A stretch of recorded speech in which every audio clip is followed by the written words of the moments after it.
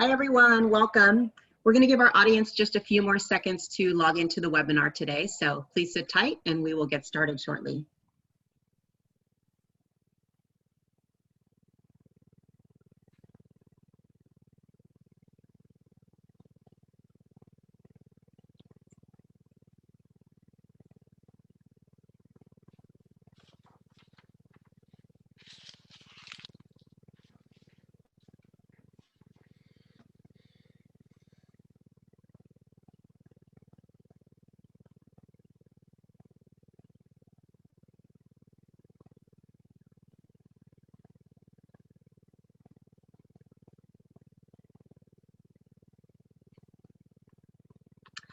All right, welcome everyone to today's webinar on starting your industrial cybersecurity journey. This is the first of our three-part webinar series focused on industrial cybersecurity. I'm Bonnie Russell. I'm going to be your moderator for today's session. For the webinar, we have about 20 to 25 minutes of presentation or content time, followed by a Q&A session. So I want to let everyone in our audience know you can submit questions anytime during the presentation using the Q&A button at the bottom of your screen. So next, what I'd like to do is go ahead and introduce our presenters for today. We have Rich Wood and Marty Wachi. And Rich is the product marketing division manager here at Moxa Americas and brings a wealth of experience with over 25 years in industrial automation, the past 5 years working with OT professionals to address the challenges in deploying and securing industrial networks. And joining Rich, we also have Marty Wachi. And Marty is the product marketing business development manager focused on security at Moxa Americas. And Marty also brings great experience with over 20 years developing networking products for several large technology organizations and has worked on building security and management products for enterprise, SMB, and service provider customers. We're really glad to have both of them with us today. Let's get started. So Marty, I'm going to hand it over to you. Hey, thanks, Bonnie, and thank you everyone for joining. Let's jump right into this and give you kind of an overview of the series. So this is a multi-part series that we're going to kind of cover with you guys. We'll be covering a lot of topics, obviously kind of framing some of the industry trends, where to start in the cybersecurity journey, and we'll be walking you through this ARC model that we found to be pretty useful in working with most of our customers in terms of helping us define a starting point depending on where you are. We'll talk about security policies and why that's important, standards and best practices, what are some of the next steps to take. We will talk about both horizontal and vertical security solutions as well as management and visibility for threat detection and mitigation as we go through this. So let's jump in for today. And today we're going to cover the where do you start section of the ARC model, talk to you about some industry trends, discuss why having a security policy is important. Rich will talk about some of the best practices if you're starting a security journey and what steps to take to better secure your networks. So let's get started. So an introduction to the ARC model. So the ARC model starts with this kind of step going through secure, defend, contain, monitor, and manage. There's also a people and process and technology aspect. I think as a products company like Moxa is, we tend to focus on the products themselves, but the products themselves are really how policy is executed. If you look at the top portion here of the people and process, the security policy is really where we should start the journey and where we should start the conversation, because this really defines why and what should be done, and the products and features are really the how. So we'll talk about that a little bit today and as we go through this. So from a starting point perspective, the first place to start is really establishing a security policy of who should be able to access the network, what should they be able to access, what are some of the physical security requirements, and then from a technology perspective, how do we implement that? Do we have an inventory of what's on the network? Are the devices that we're operating configured correctly, and are they hardened for the environment that we're trying to secure? In the next series that we'll talk to you guys about, the next episode, we'll talk about the network infrastructure. This is where probably many of you are today, implementing probably some variation of some type of vertical security, where you're actually implementing probably some policy now, where you're thinking about things like authorization of who can access the network and how do I limit their access, and looking at products and features for access control and segmentation, where you're looking at firewalls and natting and HTML/X authentication, all of which tend to be vertical security measures. And then the last section, what we'll talk about is industrial cybersecurity, and really the horizontal security that kind of works in tandem with your vertical security, proactively monitoring, responding to threats. And then from a technology perspective, we'll talk a little bit about IDS and IPS, virtual patching, threat intelligence, and analysis. So that's kind of the model for you kind of from an overview perspective. So let's jump into kind of some of the industry trends real quick. So starting on the right, you can see that the technical and physical security is, the majority of where networks tend to be compromised. Interestingly enough, the people and process sections are actually not that far behind. And we've got some other slides that we'll talk a little bit about this, but it's really important to think about it holistically, not just the technology and physical security when we think about cybersecurity for industrial OT networks. If we kind of break this down a little bit further into, what are some of the attacks? If you look at technology, for example, the biggest exploit is in the area of weak authentication. So we'll talk about that in a little bit more detail in our next session. If you look at the people portion of it, spear phishing is really what makes up a huge percentage of that. And then process, a lot of it's unknown, either because it's not documented, or again, the processes may not be very well understood in terms of what actions and mitigations to take. So again, really looking at things from a holistic perspective is important. Speaking of like the spear phishing and some of the other attacks, if you look at kind of the past decade, this chart kind of shows you what's been going on in terms of both targeted and non-targeted cyber attacks. Now, if you look at the little icons that we have on here, the little Windows icons indicate the attacks that primarily try and go after Windows-based systems, which are a good percentage of the attacks here. You can see the little envelope with the little bug in it are really kind of the spear phishing attacks that were mentioned on the previous slide. So a couple things if you look at this. First, as you go from left to right and get closer to the present, you can see the numbers of attacks are getting more frequent. The other takeaway from this is that many of the attacks that are listed here are really not targeted specifically at OT networks. They just are kind of out there just in general and have the ability to impact negatively OT networks as well as IT networks. So we have to worry about both the targeted attacks for the OT networks as well as the non-targeted attacks. The other takeaway from this is that almost all of the attacks on here really are not designed to try and compromise directly your firewalls, your ACLs, your VLANs, and things like that, that vertical security element.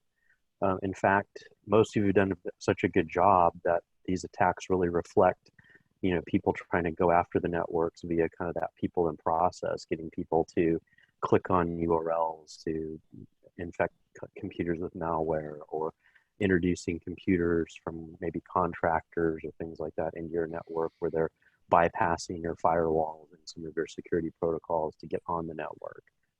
So this is something we'll revisit both in future discussions. So this is kind of an important reference slide. So let's jump into why having a security policy is important. So really, a security policy establishes the requirements for security and trust. The requirements really translate into those technical specifications that the networking devices that you're putting onto your network need to support. The trust aspect really defines, what do you want to do with the implementation of those specifications? Who are we going to allow access to the network, or who are we going to limit access to the network? Is it going to be centralized or distributed?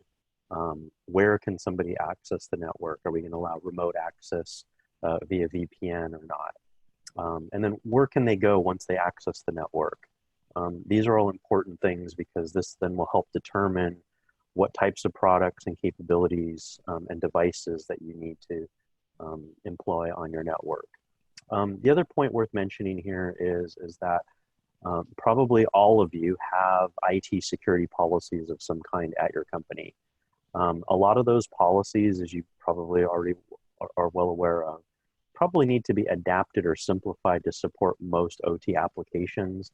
As an example, if you go visit the SANS group on their website, which has a lot of different security and IT resources, they have over probably 30 or 40 different IT security policy documents, most of which probably don't directly even apply to most OT environments or applications. So this is an area that will have to be adopted for each one of your specific environments, most likely. So going back to the starting point, so again, at the planning and inventorying, establishing, who can get on the network and where can they go, as well as the implementation of that policy. So let's bring up the poll questions. So Bonnie, if you could bring that up, thank you. So the first question is, do you have an established security policy guiding your OT security decisions and requirements? If you could take a second and answer that question for us, we'd really appreciate that. The second question is, do you have a current inventory of your OT networking assets? This is super important from the standpoint that it'll help you not only understand what's on your network, can be also utilized to make sure that rogue devices and other unauthorized types of devices don't get added to your network. And then the last question here real quickly is, are you able to easily audit your OT networking devices to ensure they are configured correctly from a security perspective? So again, if you guys can quickly answer these questions, we'd really appreciate it.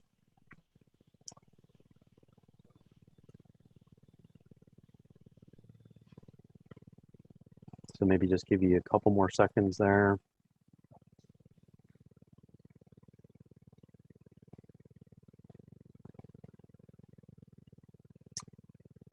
All right, Bonnie, does it look like we're getting some people to answer some of the questions?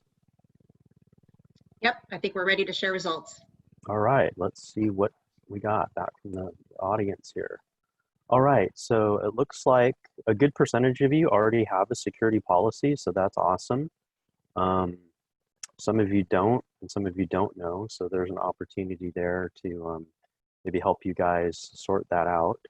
Again, it looks like a good percentage you do have a current inventory of your OT devices, so that's awesome. And then it looks like some of you have the ability to go ahead and audit your networking devices, but it looks like the majority of you out there don't, so there may be an opportunity for us to maybe help you in that area. Okay, very good. Rich, anything you wanted to maybe add there? Nope, I'm good. All right, let's keep going then. Okay, so from a starting point perspective of, where do I start this journey? So again, step one is really understanding what's on your network. And it looks like a lot of you do know what's on your network and have a current inventory of some of those assets. Some of you may not. Making sure that those devices are configured properly is super important. Even if the devices themselves may not be up to date or may not be capable of even supporting your current security policy, you want to make sure that you're not on the default passwords and things like that. Having tools and utilities to be able to help you with that may be something that you might want to look into. The next step is your security policy up to date? So for those of you that don't have a security policy, you might want to consider following kind of an industry standard, and Rich is going to talk about that next for those of you that may not have one. For those of you that do, and it looked like the good percentage of you did, making sure that that policy is up to date and making sure the devices that you have on the network that are able to support that policy are important. So this is like really the basic starting point. We'll talk about in the next webinar kind of the next step after this, but let's kind of keep going and focus on this. So Rich, you want to talk about the standards and best practices? Yeah, thank you, Marty. So what we saw in the polls earlier was very typical. Although that number of people who have a policy deployed is increasing over the last couple of years. We still see that the vast majority of companies do not have a policy in place, or if they do, it's not well communicated and people don't know about it. So often when we start talking about security, the first question is, well, how much and what do I need to do? So this chart here is really just meant to show that, the things we're talking about today are generally fairly low cost things that you can do to make your network more secure. As you add more and more complex security, the cost of that security goes up, both in terms of the cost of the technology and the cost of the people to monitor and manage that technology. So it's important to kind of figure out early on, how critical is it, what are the consequences of a breach and what is the probability of a breach for the various parts of your network, and what is an appropriate level of security to stave off those breaches. And so really this chart here is just meant to show what a lot of the standards help you answer, which is how much security is an appropriate or an optimum amount based on my particular situation. So with that, we're going to launch the next poll question. So, does your business currently follow any industry security standards? And we've put some of the more popular ones here that we've seen. So NIST 800, put out by the U.S. government, fairly common. IEC 61162 for marine automation. ISA 99, which is also IEC 62443, is very common in industrial automation. And IEC 63351 or NERC-CIP for the power automation industry. And then ISO 27000 is often an IT standard that is attempting to deploy in OT environments. But if you've got another, just check that other box there. And we'll take a look and see what the cross section we have within the group here today. So Bonnie, how are we coming with the answers there? I think we got quite a few responses, so we can go ahead and close out the poll here. All right.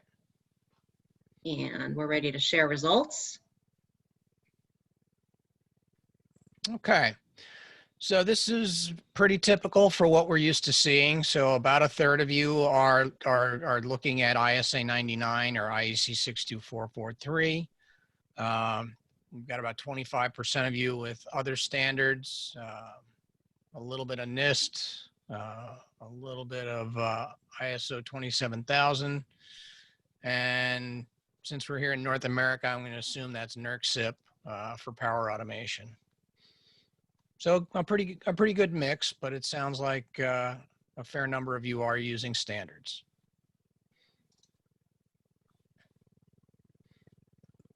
We can move on to the next slide here. All right, so this slide here is really just meant to show some of the more popular standards that we see in OT security. I think one of the takeaways from this slide, though, is even though you've got a lot of different standards targeting a lot of different industries, there's a fair amount of overlap with all of these standards. And I think that's one of the big takeaways for today's session is you're really doing yourself a service by choosing a standard. Pick one that's closest to your vertical market or industry.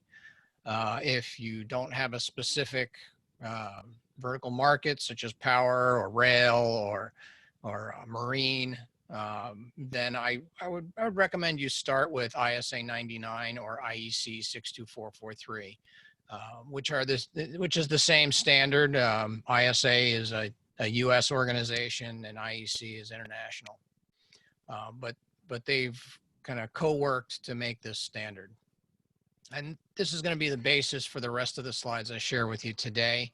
But one of the things I do want to take away is the elements that we're talking about today are largely part of any of these standards. So a lot of the standards that may use different terminology, but they're talking about the same basic principles. So how do I take that next step? And the first is kind of reviewing your current security policy. And, you know, one of the things that we see fairly frequently is the OT group doesn't have a security policy. The IT team is concerned about security and basically says, well, this is our policy and we're going to implement this on the OT side as well. And that often is, in many times, not feasible, and in most cases not practical, because OT networks are significantly different than their IT counterparts. And so then we typically will get involved and say, well, if we're not going to implement the IT policies, we need to come up with a policy that is relevant and implementable to our OT network. And so I typically recommend people start with IEC 62443. So when you get into the standard, here's kind of at a high level the foundational requirements. So there's 7 different areas that the standard talks about as far as things you can do to secure your network. Starting with the first one, which is access control. So who has access to your network, both from a people and from a device standpoint.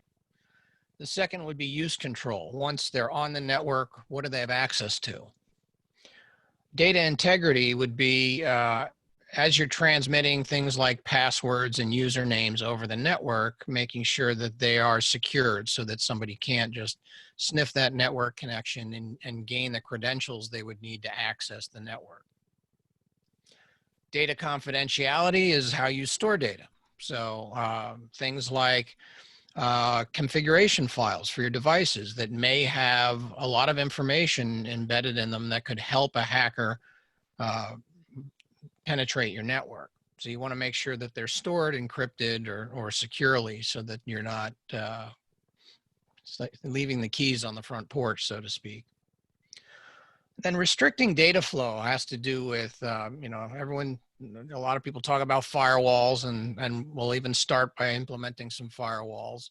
But it's really what you're doing is setting up zones where the devices in that zone have a similar security requirement and will commonly pass data amongst those devices, segmenting them out and forming a zone. And then conduits being kind of those pathways between the various zones on your network and making sure that you've got secure connections between those.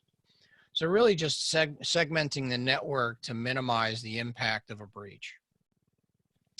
And timely response to events is, you know, what do you do when you have a breach? How do you react? How do you recover? So one of the charts that Marty showed earlier showed that about a third of the breaches, people didn't know what the source was. And that's often common when you don't have those protections in place. You really don't have anything that's monitoring the network to let you know where people got in and what parts of the system they were able to access. And then finally, resource availability.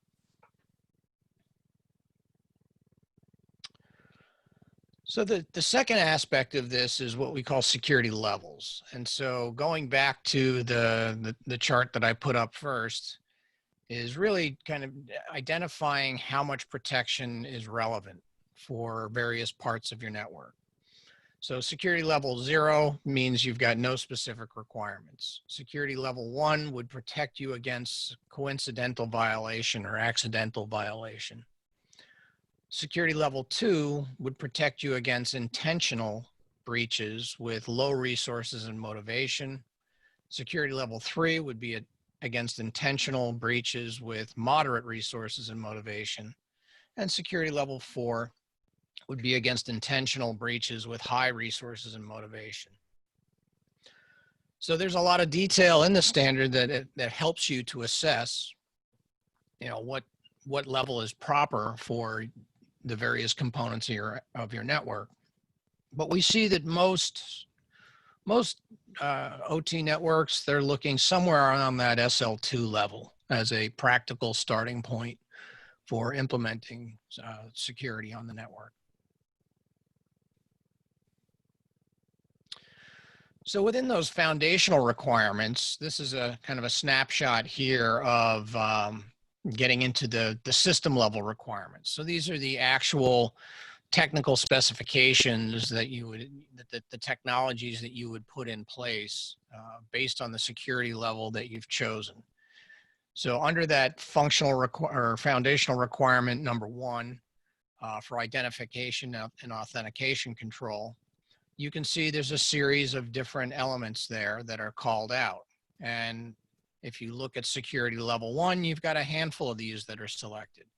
As you go from security level 1 to security level 2, more of these technology features are implemented, and so on and so on. So you can see within the 7 foundational requirements, there are 51 system requirements that are called out within the standard. And so again, I've looked at a lot of different standards, and there is a lot of similarity between what you see here in 62443 and a lot of the other standards. And then you've got some of the standards like NIST 800, where it's calling out kind of high level objectives, but it's not really giving you the detail as far as telling you how much security to implement and how to do it. In this case, 62443 is a reference from NIST 800.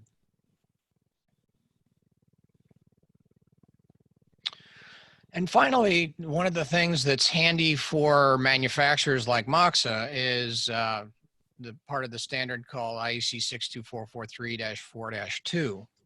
So what this does, it looks at those security levels and those system requirements and says, okay, for security level 1 or security level 2, here are the features that a network and component such as a switch or router has to be able to support in order to implement the various security levels.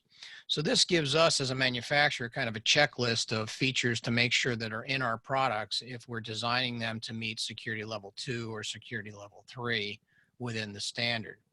And that also allows us to easily communicate to you to let you know when you're shopping for new devices, to make sure you're buying devices that are going to meet your security standards today and tomorrow. So with that, I'll turn things back over to Marty, and we can just kind of wrap up with some takeaways. Thanks, Rich. So just in kind of closing the slides here, kind of the key takeaways, securing your OT networks is really a never-ending journey, as you can see. There's always going to be something more to do to keep up with the hackers. Hopefully we've emphasized how important the planning process is, making sure your security policy is up to date, leveraging security resources like Rich was talking about with 62443. And keep in mind that Moxa and our partners are here to help you on this journey. And to that point, one of the things that we want to make you aware of is our new industrial cybersecurity site. This is laid out in terms of this ARC journey model that we're going through with this webinar series.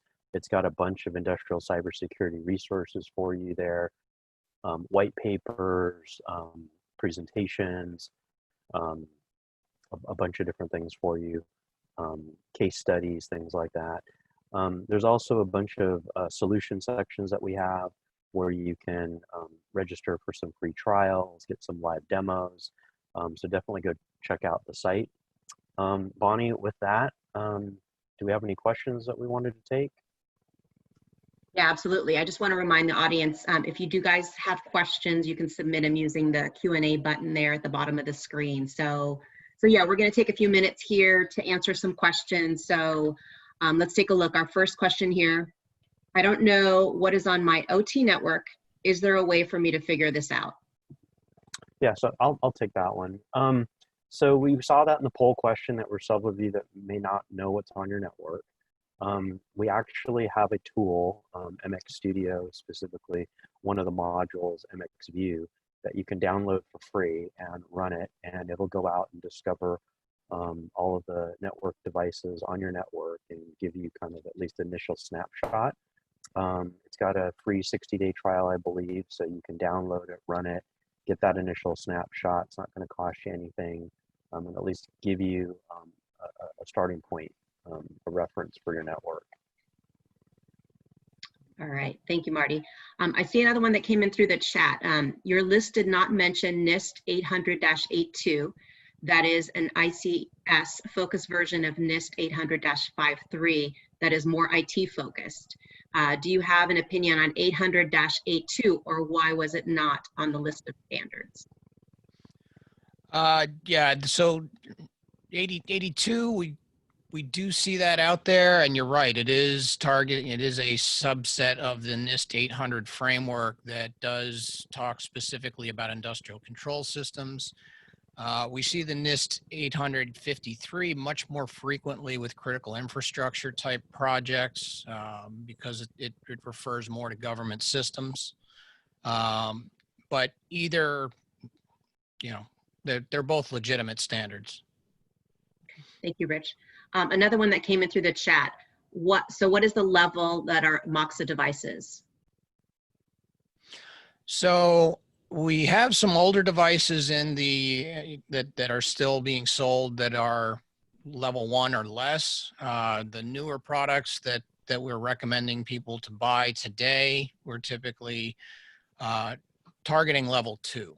So it's not to say that all devices meet that, but as security concerns become more and more prevalent, we are continuing to stay ahead of that and raise the security levels of our products.